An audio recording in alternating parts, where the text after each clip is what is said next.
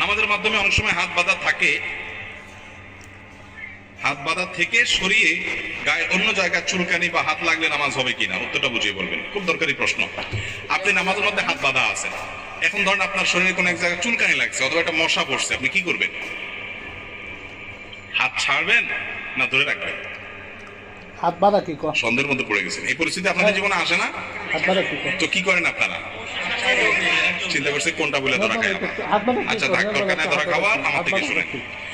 আপনার যদি হাত বাঁধা অবস্থায় ধরেন মশা কামড় দিল বা খুব চুলকানি হয়েছে, তাহলে সেক্ষেত্রে আপনি হাত দিয়ে আস্তে করে মশা দৌড়ে দিতে পারেন, অথবা হালকা চুলকানি লাগলে চুলকায় আপনার চুলকানির যে কষ্ট সেটা মিটায়া আবার আপনি হাত বাঁধতে পারেন, এতে কোনো অসুবিধা হবে না। আমরা মনে করি যে না, এই হাত বাঁধলে নামাজ মনে ছুটে যাবে। নামাজের মধ্যে হাত বাঁধা কি ফরজ না ওয়াজিব? হাত বাঁধাটা কি ফরজ না ওয়াজিব?